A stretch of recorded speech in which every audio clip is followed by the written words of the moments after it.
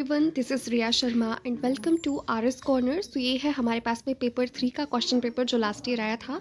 तो BEd first year वालों का या बीएड फर्स्ट सेमेस्टर वालों का जो पेपर 3 है, इसका नाम है लैंग्वेज अक्रॉस द करिकुलम।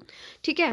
और बात करें इसके लास्ट क्वेश्चन पेपर की, तो ये जो है वो 40 मार्क्स का क्वेश्चन पेपर आता है। 1.5 घंटे का हमें टाइम मिलता है। ओके। इसमें आंसर शीट जो है वो हमें 40 पेजेस की मिलती है और सप्लीमेंट्री या कंटिन्यूएशन शीट जो है वो फिर से नहीं मिलती है। सेम पैटर्न है। सेक्शन ए कंपलसरी रहता है। इसमें answer of short answer type questions जो है वो हमारे पास में कंप्लीट करने पड़ते हैं 100 वर्ड्स में हर एक।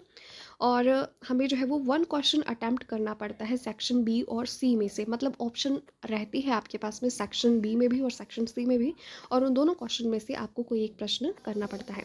नेक्स्ट बात करें हमारे पास में जो लास्ट ईयर क्वेश्चन आए थे उनकी, तो सेक्शन ए की बात करें जो कंपलसरी क्वेश्चन था, इसमें क्वेश्चन नंबर 1 में 4 पार्ट्स थे।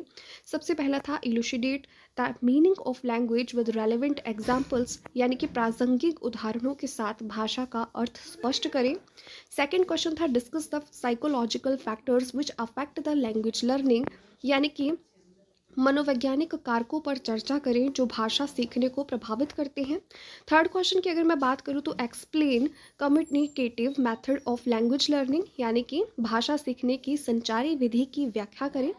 फोर्थ क्वेश्चन था explain the components of language learning in NCF 2005, यानी कि एनसीएफ 2005 में भाषा सीखने के घटकों की व्याख्या करें। तो इस तरीके से जो है वो हमारे पास में क्वेश्चन नंबर 1 कंप्लीट हुआ। और ये दो नंबर के जो है वो 4 क्वेश्चन थे, इसमें कंपलसरी थे। चारों के चारों जो है वो हमें कवर करने हैं। आई होप आपने स्क्रीनशॉट ले लिया होगा या फिर आपको याद रह गया होगा जो भी मैंने कहा है। ओके।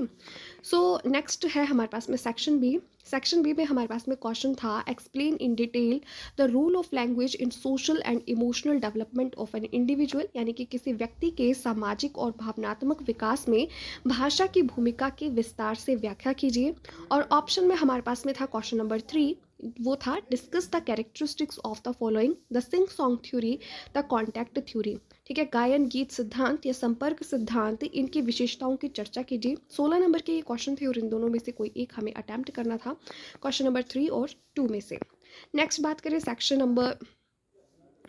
सेक्शन सी की, तो सेक्शन सी में हमारे पास में फोर्थ क्वेश्चन था what is the importance of development of language skill in one's life, explain with examples, यानी कि किसी के जीवन में भाषा कौशल के विकास का क्या महत्व है, उदाहरण सहित स्पष्ट कीजिए। 16 नंबर का क्वेश्चन था। और ऑप्शन में इसके साथ में क्वेश्चन था हमारे पास में question number 5, illustrate the principles and Maxim's of language learning, यानी कि भाषा सीखने के सिद्धांतों और मैक्सिम्स को स्पष्ट कीजिए। 16 नंबर का क्वेश्चन था और इन दोनों में से कोई एक हमें अटेम्प्ट करना था।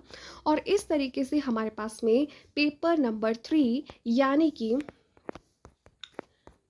लैंग्वेज अक्रॉस द करिकुलम जो है वो कंप्लीट होता है। ये था उसका क्वेश्चन पेपर जो कि हमारे पास में 40 मार्क्स का रहता है। 1.5 घंटे में हमें कवर करना होता है। Thank you so much for watching the video. अगर पसंद आई है तो सब्सक्राइब करें, लाइक करें, शेयर करें अपने फ्रेंड्स के साथ में। ठीक है, जल्दी ही लेकर के आऊँगी मैं 4th पेपर की भी वीडियो।